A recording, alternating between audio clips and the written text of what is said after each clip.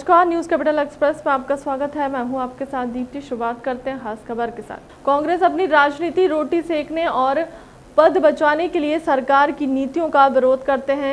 मंत्री सारंग ने कहा कि युवक कांग्रेस इस नीति का विरोध कर रही है क्योंकि हमारी सरकार गरीब और जनता के कल्याण के लिए काम कर रही है। मंत्री सारंग युवक कांग्रेस से चंद गुंडे बदमाशों को इकट्ठा कर प्रदर्शन कर रही है। उन्होंने कहा कि युवक कांग्रेस गुंडों का समूह है, हमें देखना होगा कि इस प्रदर्शन में कितने गुंडे बदमाश आते हैं। उन्होंने कहा कि वैक्सीन को लेकर हम लगातार जन जागरण और 1-to-1 मार्किंग कर रहे हैं।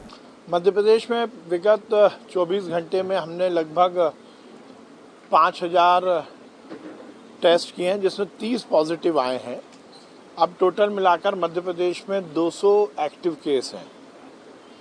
रिकवरी रेट हमारा लगभग 99% है।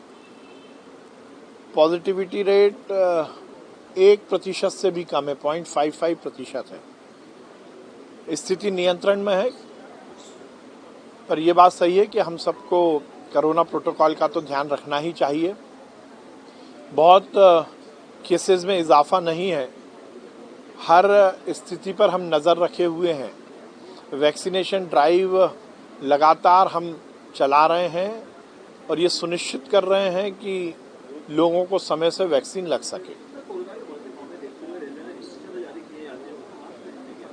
अब देखिए, क्योंकि रेलवे में एक ही बोगी में काफ़ी यात्री यात्रा करते हैं, तो ये बात सही है कि हमें कोरोना प्रोटोकॉल का ध्यान रखना चाहिए। मास्क एक ऐसा उपक्रम है जिससे हम अपने आप को संक्रमण से रोक सकते हैं, बचा सकते हैं। तो निश्चित रूप से मास्क का प्रयोग करना चाहिए।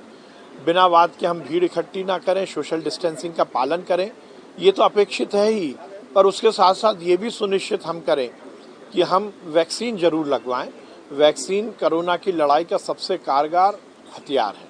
कई बच्चे सेकंड डोज लगवाने नहीं पहुंच रहे और ऐसे में ये भी संभावना है कि पहले डोज का असर खत्म हो जाएगा। देखिए, ये जरूरी है कि हम वैक्सीन के पूरे डोजेज लें और इसीलिए हम लगातार जन जागरण भी कर रहे हैं और 1-to-1 मार्किंग कर रहे हैं।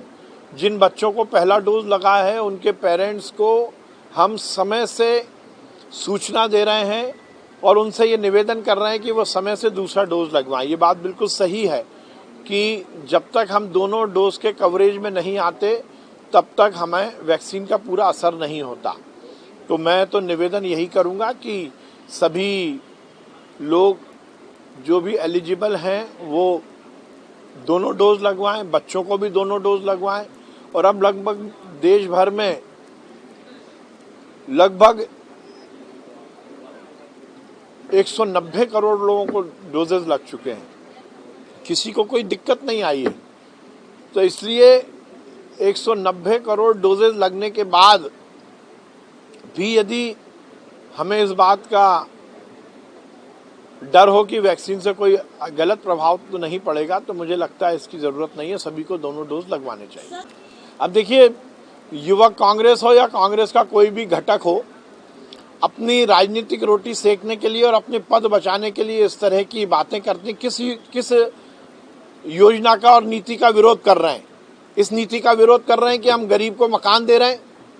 क्या वो इस नीति का विरोध कर रहे हैं कि मध्य प्रदेश में शिवराज सिंह चौहान जी की सरकार में हर महीने लाखों युवाओं को स्वरोजगार दिया जाता है?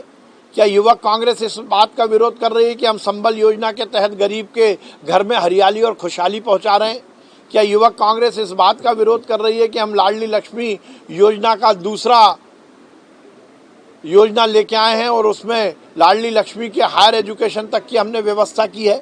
क्या युवक कांग्रेस इस बात का विरोध कर रही है कि हम मध्य प्रदेश में माफियाओं के खिलाफ कार्रवाई कर रहे हैं? चंद गुंडे बदमाशों को इकट्ठा करके प्रदर्शन कर देने से राजनीति नहीं चलती। युवक कांग्रेस गुंडों का समूह है और हमें तो ये देखना पड़ेगा कि इस प्रदर्शन में कितने गुंडे बदमाश आते हैं। अब मुझे नहीं मालूम उन्होंने क्या ट्वीट किया है, परंतु लक्ष्मण सिंह जी जैसे धैर्यवान नेता यदि इस तरह की बातों पर अपना समय बर्बाद कर रहे हैं तो मुझे बड़ा आश्चर्य होता है।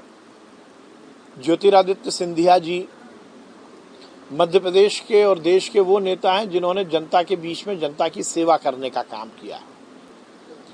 क्योंकि उन्होंने कांग्रेस की जड़ें हिला दी हैं। ज्योतिरादित्य सिंधिया जी ने शुचिता की राजनीति को अपनाया है। उन्होंने भ्रष्टाचार के खिलाफ लड़ाई लड़ी है, इसलिए लक्ष्मण सिंह जैसे कांग्रेस के नेताओं के पेट में दर्द हो रहा है, क्योंकि ज्योतिरादित्य सिंधिया जी के कारण ही कांग्रेस की दुकान बंद हुई है। भ्रष्टाचार की जो अर्थव्यवस्था कांग्रेस ने शुरू की थी वो खत्म हुई है, इसलिए कांग्रेस के नेताओं के पेट में दर्द हो रहा है। ज्योतिरादित्य सिंधिया जी जनता की समस्या के लिए लड़ने वाले नेता हैं।